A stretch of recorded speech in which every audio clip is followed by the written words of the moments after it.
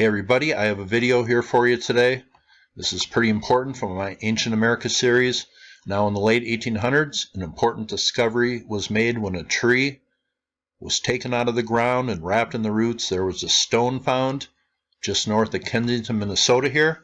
Now this is a very important video for my Ancient America series, so I thought we should talk to the guy who knows the most about this. So let's just go to an interview. All right, and I'm joined now by Scott Wolter. Scott, I really appreciate you joining me today. Hey, no problem. Happy to do it, and I apologize for any background noise. I'm driving through Arkansas right now on my way to a conference, but let's do it. All right.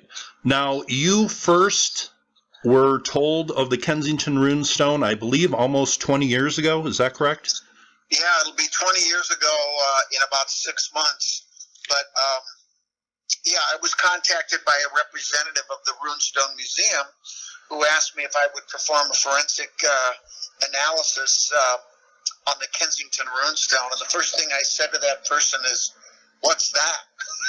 They said it to me like I already knew what it was, but I had never heard of the Runestone at that point. I didn't know what it was.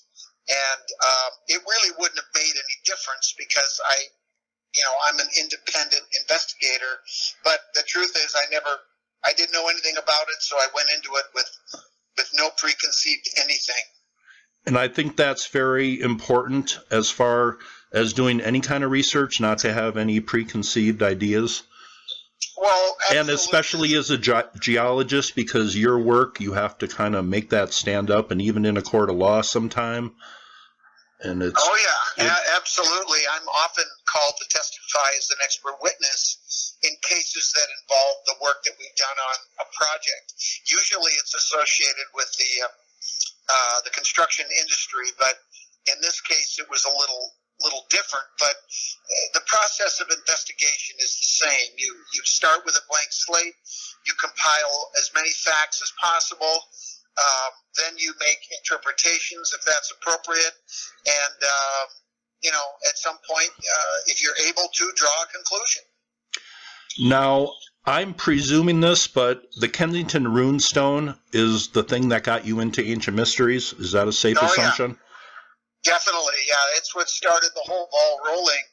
And, now that I look back on it with 20 years of hindsight, I'm really glad that this happened because it opened up a whole new world to me that I didn't even know existed, and a whole new world of opportunities that I've tried to take advantage of, and it's led to a bunch of really cool things, most notably doing television and bringing a lot of this work that we've been able to do to the world.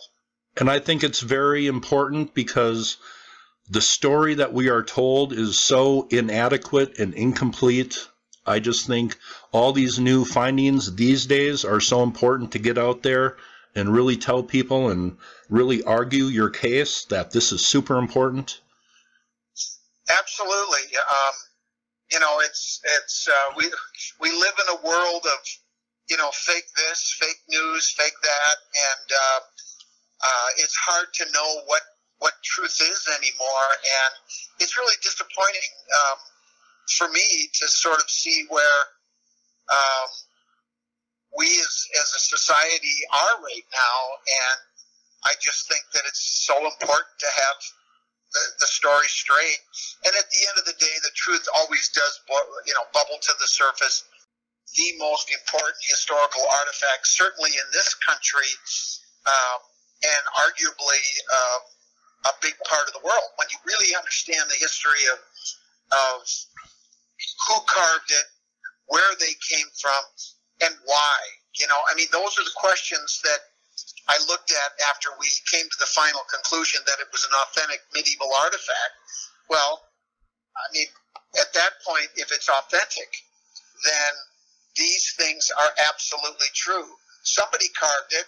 They came from some place for some reason. And that's what we've been working on for the last, 20 years. And I think I can say with confidence, I think we have it all figured out. I think that's very important. Somebody did this, and it's so obvious, and as a researcher, I did not have to make any jumps, any leaps to get to the truth of this. Now, let me ask you one other question. You went to college at the University of Minnesota Duluth, like I did. Were you kind of surprised that you had never heard about the Kensington Runestone? Well, yes and no. I mean, I think, at the time I became involved, the narrative was this was a hoax. So I don't think anybody was taking it that seriously. And so why would anybody in a serious environment like, a college environment take something like this seriously, even if it was something that was, a Minnesota thing. But, and that's really the only reason I can think of why it wasn't taken seriously, is because it wasn't a serious thing. It wasn't. So it never really crossed my radar. And if it did, I wasn't paying attention. I was probably thinking about girls or football. Right. All right. Now let's talk about Olaf Ullman. And now people said that he was accused of perpetrating a hoax. What can you do? You think Olaf Ullman was the joking type, the guy who, might have done this in the late 1800s? Does that make any sense to you? The answer to that question, again, now that I know what I know, is absolutely not. I mean, it's laughable to accuse Olaf Ullman, and the truth is, there was nobody walking on the planet in 1898 that would have been capable of carving an inscription of this complexity and length with all of the allegorical information that's embedded within it, the symbolism, the code. It's such a complex document. And, I also have gotten to know over the years the grandson and the descendants of Olaf Ullman. And while they are not the individual, they're not Olaf Ullman. I can tell you, based on my interactions with that family and what I know about Olaf Ullman, including reading his own writings, is that he was a very serious man. He was very intelligent, but he wasn't formally educated. That doesn't mean that he was stupid. He was far from it. And a lot of the things that happened after the runestone was discovered were misinterpreted by investigators who were looking for what they wanted to find. I'll give you an example. There were two books that Olaf Ullman had in his home that investigators, many years after the discovery, found. One of them was a book that had an old Viking-era runic alphabet in it, which you couldn't even get close to carving the Kensington runestones with, using that book. But the fact is that book came into his home after he found the runestones. One of his neighbors gave it to him so he could try to figure out what was in the inscription, because he was curious, right? Well, if he had carved the inscription, why would he be curious? I mean, He knew what it said if he carved it, right? But the truth is, he couldn't make heads or tails of it. But the fact is he didn't have the book in the first place when he found the stone. But that is something that we brought out. That was a myth that has been floating around for a century. And there was another book that had some information, and it too came into his possession after he found the runestone. So that's just a non-starter from the get-go. Now, the people who try to talk against the Kensington runestone, they come up with a lot of different stories or reasons, but it seems the main one is simply it doesn't fit in with the history that supposedly happened in the history we are taught. Chuck, I think that's part of it, but really, when it comes to the Kensington runestone, the scholars and the so-called experts that dismissed it, really it boiled down to two things. One is they used improper scientific method, okay? And the truth is, these people are not scientists. I mean, they talk big, even to this day. We use, scientific investigation method, blah, blah, blah. Well, if you did, then why didn't you? And basically it boils down to this. For 120 years, scholars have been trying to tell the Kensington runestone what it's supposed to be, instead of letting the artifact tell them what it is. And it's really that simple. It's really a problem of method.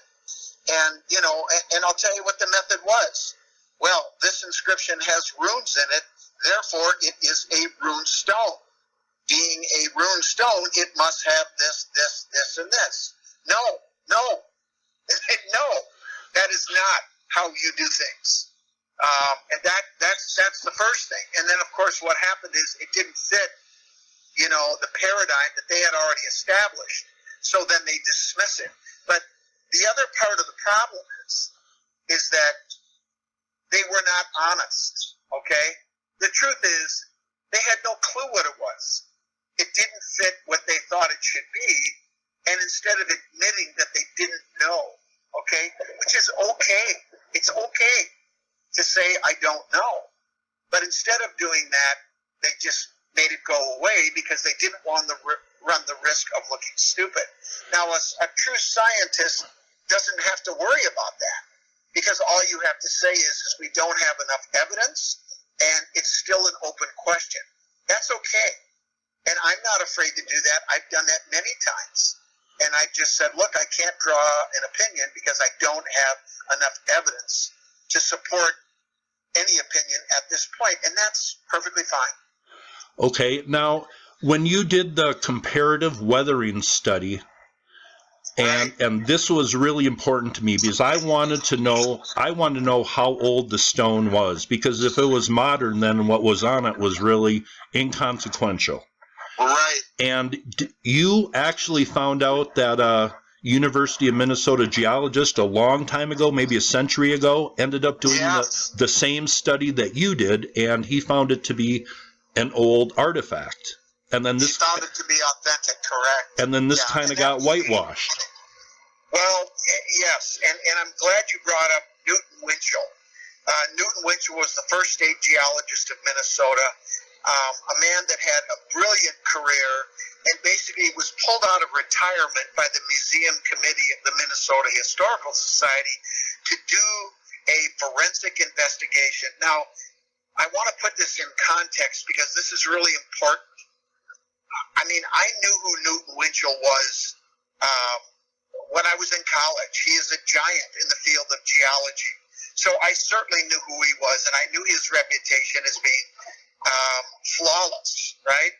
But at the time I did my initial work on the Kensington runestone, I had no idea that Newton Winchell had worked on the runestone. I knew nothing about that. And it wasn't until after I had drawn my conclusion that it was authentic based on a relative age weathering study using tombstones as my control samples that I found out that Winchell had already done some work. And I got to tell you, I was nervous. I went, oh, crap. Yep. What happens if he reached a different conclusion, right? I'm done. Is the geology building, is that what I remember, at the University of Minnesota, named after him? The University of Minnesota is called Winchell Hall. Okay. So we're talking about a giant in the field of geology. That's why I was concerned initially. But, I just said, well, hey, it is what it is. Let's go check it out. So I went to the Historical Society, and I went into the files, and I looked at Newton Winchell's work, and I read his report, and I'll never forget when I found his concluding letter. And basically what he said was this: the said stone is not a modern forgery and must be accepted as a genuine record of exploration in Minnesota at the date stated in the inscription. That's exactly what he wrote, and I've memorized it. I'll never forget it. And as soon as I read that, I just sat back in my chair and I wiped my brow and I went, whew. Verified, I was like, oh, well, he came to the same conclusion. But then I thought about it and I went, wait a minute. I had no reason to be nervous because all I did was independently replicate what he already did. And you know what? That's the way it works in science, and it worked here too. Even though I was able to replicate his work. We did have, modern equipment. We were able to take it a little bit farther than he did, but I think that really underscores, his correct opinion. He didn't have the fancy equipment that we have now. But what I really want people to make sure they understand and remember, there's a lot of people that want to give me credit for solving the Kensington runestone, and that's just not true. The guy that solved the Kensington runestone was Newt Winchell. I just came along 90 years later, and he died shortly after, within about 5 years after he wrote that final conclusion. And people really couldn't attack his character. They couldn't attack the work, so they just marginalized him by not mentioning it, right? Right. And he just was sort of pushed into the shadows, and that was wrong. And I want to make sure that people don't forget who he was and the great work that he did. And he's the guy that deserves credit for solving the runestone, not me or anybody else. Well said. Now, it seems like one of the things people attack about the runestone is they say very simply that these are freshly carved. Well, that's wrong. And Olaf Ullmann actually scratched out and cleaned out the runes and with a nail or something, and he put fresh scratch marks in, and that was just an easy way for people to try to debunk it, right? Well, I mean, let's give the people that saw that a little bit of credit, because I have to admit, when I first saw the runestone, I saw those scratches as well, and my first impression was it didn't look old. I later found out that after the initial studies were done by the runologist in 1899, the stone was sent back to Olaf Ullmann. Actually, before they even did their studies, it was displayed in the jewelry store in the fall up till about this time of year, and then it was given back to Olaf Ullmann, who took it out to the farm, and it still had mud in the grooves, and that's why he scratched it out, because he wanted to see what was there. Now, some people have claimed that he scratched out the rune, or he carved the runestone and then put it in the ground for a number of years to create this aged look. Well, if that was the case, why would he scratch out the very evidence he tried to create? I mean, that goes against that argument. But the truth is, he didn't realize what he was doing. And so he put those scratches in because he was curious. Like I said, he was an intelligent guy, and he wanted to figure out what he found. And those scratches were kind of white in color, and that was the first thing you noticed? Yeah, I mean, if you take a nail or a knife and you scratch a rock, it'll leave a white mark, right? And this is exactly what happened. But when I got the stone under the microscope, I could see that the bottom of the grooves were fresh because the weathering had been scratched off, but the walls of the grooves were weathered. And then as I looked at it, I went, okay. And then later I found out that he had scratched it out because he said he did. And it all made sense to me. And everything has to fit, right? When you're doing a forensic investigation, why was the bottom fresh looking and the walls were weathered?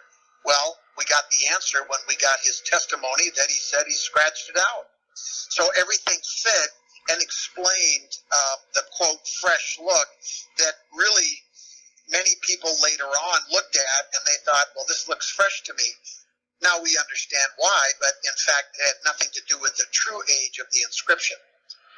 All right. Now, the Ullmann family and people who investigated the Kensington runestone, this kind of upset me when I read about this. The Ullmann family was actually kind of attacked by people in the community.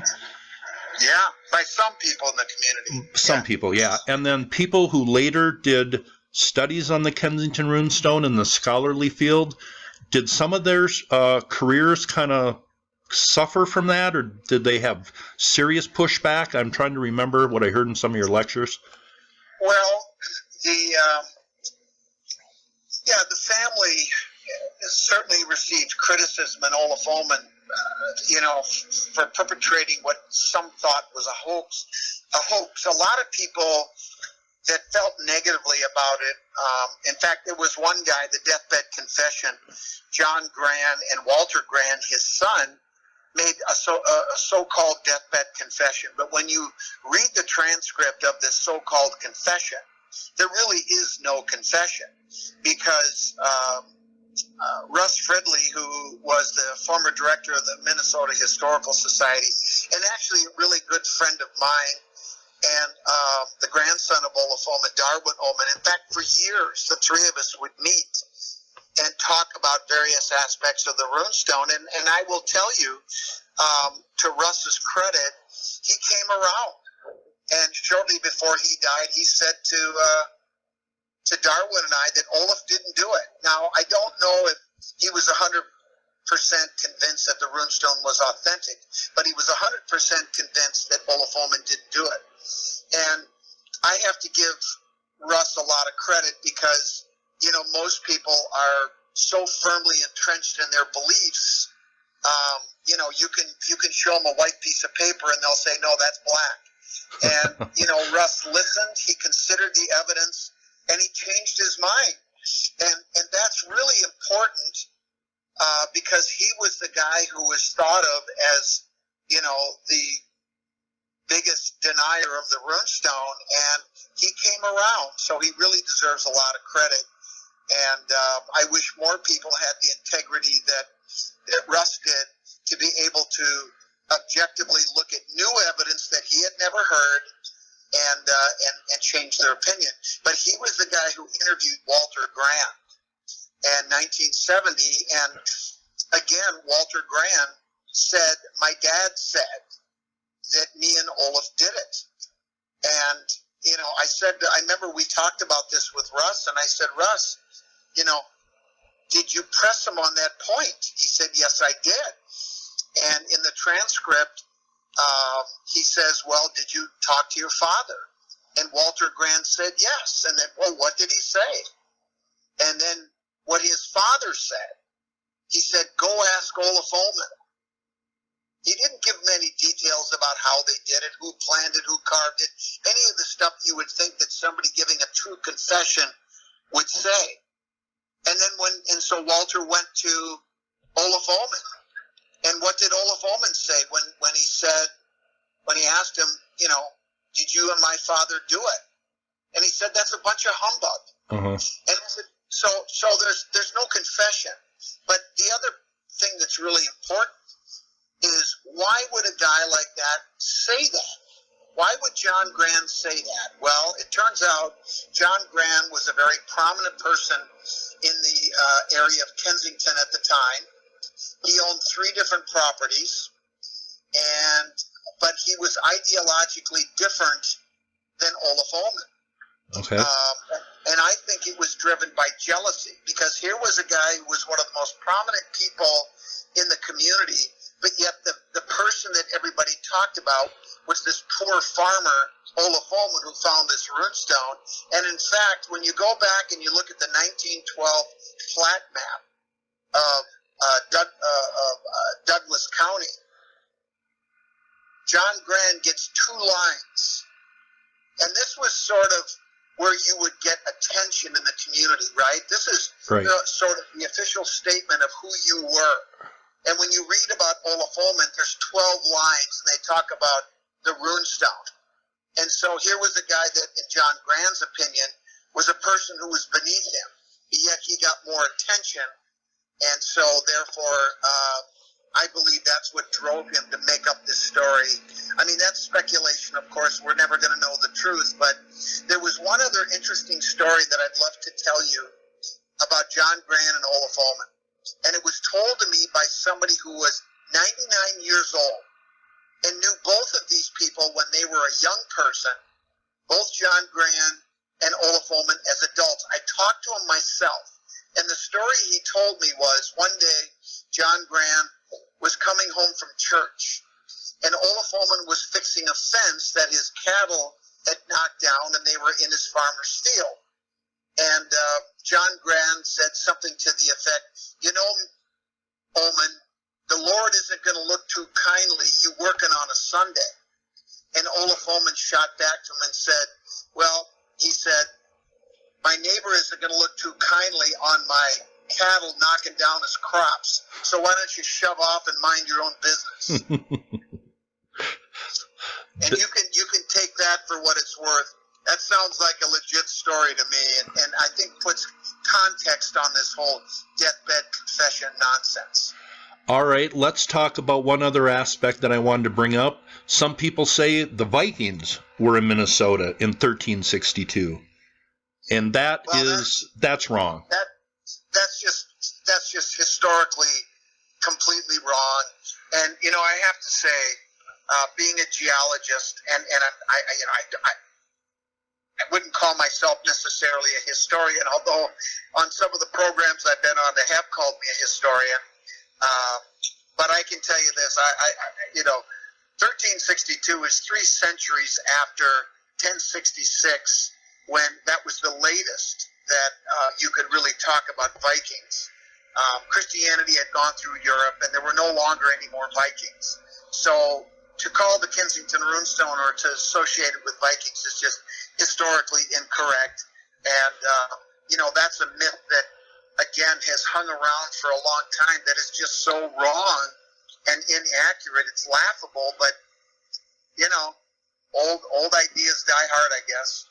Now, 1362 and the inscription on it, you think it is maybe carved by people associated with the Cistercians, and exactly who are the Cistercians?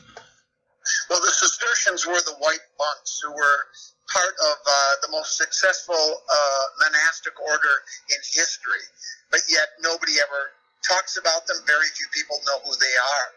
And they were the ones that were led by, in the early years, a guy by the name of Saint Bernard de Clairvaux, who joined the Cistercian Abbey, or the Cistercian Order, in 1113 with 30 family members, including 2 uncles who were part of the Knights Templar Order who fought the First Crusade and captured the Holy Land.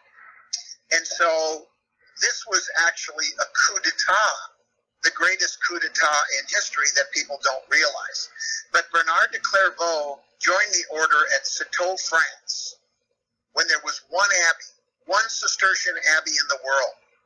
And he founded the first daughter abbey, the second abbey at Clairvaux in France. But by the time he died in 1153, there were over 300 Cistercian abbeys all across Europe, into the Holy Land, and into Scandinavia. So this guy was just an amazing person.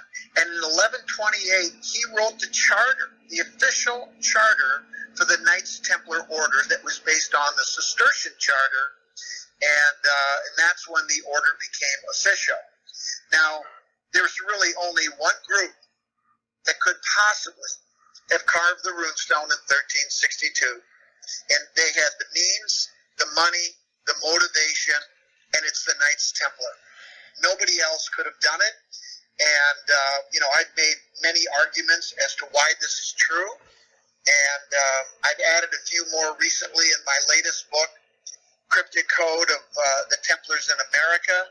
And really, if you think about it, 1362 is, just a few decades after the put down of the Knights Templar Order in 1307, and they had every reason to found a new sanctuary, right? A new home, what they called a free Templar state in North America. And the true ideology of the Templars was absolutely compatible with Native Americans. And that's why they were so successful on this continent. They didn't fight their way to Kensington. They traveled with the indigenous people, who they shared a common ideology of monotheistic dualism, venerating the feminine aspects of the Godhead, which they kept secret when they were over in Europe. Now, one thing that I have noticed during doing my Ancient America series, now the big question to me was who was in the Americas before Columbus? And now after I've done about 150 Ancient America videos, the question I have is who was not in the Americas? Is that something that you have kind of come to understand and just go on about talking about the Templars? Sure. Well, yeah. I mean, I think there's ample evidence to show that there were many different cultures that came here over a period of thousands of years, and there's no way somebody can say that they didn't, because they simply don't know. And the more evidence that comes forth, the more we realize how complicated and rich the history is of this North American continent. But really, the last group of pre-Columbian people to come here were the Knights Templar. No question about it. The indigenous people know all about them. They shared rituals with them, and there's really a rich history there. But at the end of the day, the Templars absolutely had every reason to come over here. And they were the ones that suffered from the tyranny of the monarchs of Europe, right? The French king and the persecution of the Roman Catholic Church. Those are two of the main tenets that, not coincidentally, we see in our Constitution. And everybody knows that in this, in this country, this is not a monarchy. This is a democracy. And we fought a revolution against a monarchy, against the throne in England, right? Yep. Does that sound familiar? And we have freedom of religion in this country. You can believe in any deity that you want. That, again, reflects on the persecution of the Roman Catholic Church that the Templars suffered from. And the truth of the matter is the Templars were here for centuries, even before the Kensington runestone was carved and buried as a land claim. And then that obligation was passed on from the medieval Templars to the craft, as we call it, or to Freemasonry, and to our founding fathers, who were not just all Freemasons, they were also Knights Templar. And they knew about the runestone, they knew about the Newport Tower, they knew all about the Templars that were here. They just didn't say anything about it. But yet, they instituted those principles into our Constitution, which is a Masonic document. And I strongly recommend that people take the time to sit down and read it carefully and think about this in context with things like the Kensington runestone. And realize that the beginning of this country did not happen in 1776. The official beginning began in 1362 with the Kensington runestone. And the Freemasons wanted to erect an obelisk in Kensington, Minnesota. I found that very odd. That's not so odd. That's absolutely consistent with everything that I've been talking about, because the obelisk is an iconic symbol of Freemasonry that's found in Freemasonry. And I think we have one in Washington, D.C., right? Yep. Erected in the name of who? The first president and Freemason and Masonic Knights Templar, George Washington. This, folks, hidden in plain sight. It's no longer hidden anymore. Now, the Knights Templar, they wanted, now what it says on the stone, and I think this has been kind of changed from the original interpretation, but they were on a mission of acquiring land. It says on the first three lines, it says 8 Gothlanders, and 22 Northmen on this acquisition business / taking up land from Vinland far to the west. I don't know how more clear it could be. It's a land claim. Could you talk? In the land claim practice in the 14th century, I mean, this went on for a long time. I mean, you carve or you forge a plaque that says, I claim this name, this land, usually in the name of a monarch or a king. But the Kensington runestone doesn't say that, does it? No. And now we know why. Right. Because the Templars certainly aren't going to make a land claim in the name of a monarch or a king. That's who they were fighting against. Right. So that is also consistent with with the narrative that the Templars carved the runestone and founded this nation. And could you talk about the significance of where Kensington is as far as the headwaters of the Mississippi and that area? That's correct. It's right along the north-south continental divide, and in the 14th century, both the French and the Dutch had a land claim practice. And by the way, the French, the headquarters for century of the Knights Templar Order was in Paris, France. But they had a land claim practice where if you could prove you navigated in the headwaters of the river system and placed a land claim stone in the ground and usually a tin plaque in a tree for redundancy, you could lay claim to the entire river system and all the land associated with it. And how much of the United States would that have been? Well, that would have been all the land associated with the Mississippi, Missouri watershed down to the Gulf of Mexico and the Red River, Hudson Bay watershed up to the north, which is about half the continent. Significant. But then the runestone says from Vinland far to the west. So theoretically, they made a claim to the entire continent. Sure. And you firmly believe they came through the Great Lakes? Yep, absolutely. Landed where we went to school in Duluth, Minnesota? That would have been a stopping off point, yep. And then went by foot? They walked the rest of the way and canoed, but they were traveling with the natives, right? They were their guides. Okay. And certainly the natives would have understood headwaters, the land of, there's a triple junction up in the Iron Range of Minnesota, and the natives call it the land of three waters because you can, at that point, you've got three watershed divides that come together, and if you drop, water on that spot, it could either go into the Great Lakes and the Atlantic Ocean following the St. Lawrence River system, the Mississippi watershed to the Gulf, or the Red River Hudson Bay watershed into Hudson Bay.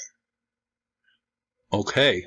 And the stone itself, I believe, is what you call graywack. Is that correct? Meta graywack, yep.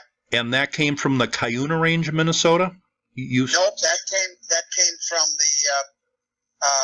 the area just south of Duluth near Thompson Dam. Okay. The Thompson Formation. I recognized it immediately when I saw it in thin section, the two-directional foliation that is diagnostic. It's almost like a DNA fingerprint for that formation.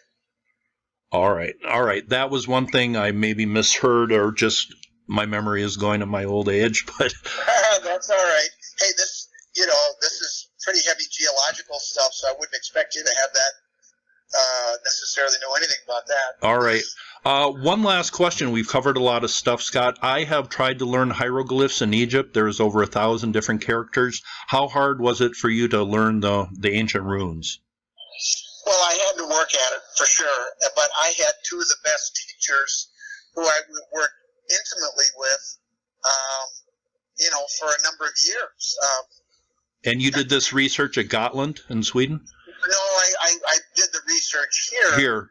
Dr. Richard Nielsen and Professor Henrik Williams in Scandinavia. But I spent a lot of time on my own, and I really, I know enough about runes, medieval runes, to be extremely dangerous. I don't consider myself a runologist, but I know enough to be dangerous. You're not going to pull the wool over my eyes when it comes to runes, pentatic numbers, and their use in medieval times. Okay, one last question here. Now, in my videos on the Knights Templar, I always said that they did things kind of in code and allegory and symbolically. Is there that on the Kensington runestone? Absolutely, 100%. And that it kind of has to do with the date, so this date would be forever imprinted in this? Right. Well, that's one of the things that's going on. The date is encoded within the inscription to protect the date that we can all see from alteration. Because all you have to do is add another line to any one of the runes on the date, and you can change the date. Change the date. Yep. Yeah, but if you have the original date encoded within the inscription, which turns out is the exact same date, you protect it from alteration. It's brilliant, and the method is consistent with the medieval dating practice using something called the Easter table dating method. Okay. Well, Scott, I really appreciate this talk, and as far as my Ancient America series, as I said, I've done over 150 videos, and I think the Kensington runestone is one of the most important stories coming from Ancient America, because it really kind of sets a table for what happened in the upcoming centuries. Right, absolutely, 100%. It should be on display prominently in Washington, D.C. It should have its own monument, and, and I can tell you this, being a Freemason, being a Knights Templar myself, I can tell you that there is momentum that's building within the fraternal order to recognize and embrace the runestone for the Masonic document that it is. And I think we're going to be hearing a lot more about the runestone in the days to come, as we should, because I think we finally have it all figured out now. And eventually the scholars will come along. They have to, because the evidence is overwhelming. And some people say that history changes one death at a time, right? Yep. I think we can move a little faster than that, and sit down together and help them understand the parts that they didn't understand, so that they can, make a statement with all the evidence in hand. And I'd be happy to work with them. Right, and I think today we are living in a new age of discovery where a lot of things need to be relooked at, and the truth really needs to be pushed forward at some of this really important finds. Absolutely. The truth always comes to the surface eventually, and now is the time for the Kensington runestone truth to be revealed once and for all. All right, Scott, I really appreciate you joining me today. I followed your work for a long time, mainly because you're a fellow Bulldog, but I just go Dogs. I appreciate your time. The Bulldogs are the home of they are the defending NCAA college hockey champion. I just thought I'd throw that in there. Yep. But that's great. I just appreciate your work, Scott, and maybe I'll contact you as far as some other subjects in my Ancient America series. Maybe we can talk again someday. Sounds great. I appreciate it, and call me anytime. All right, Scott. Thanks a lot, and go Vikings. All right. All right. Talk to you later. Yeah.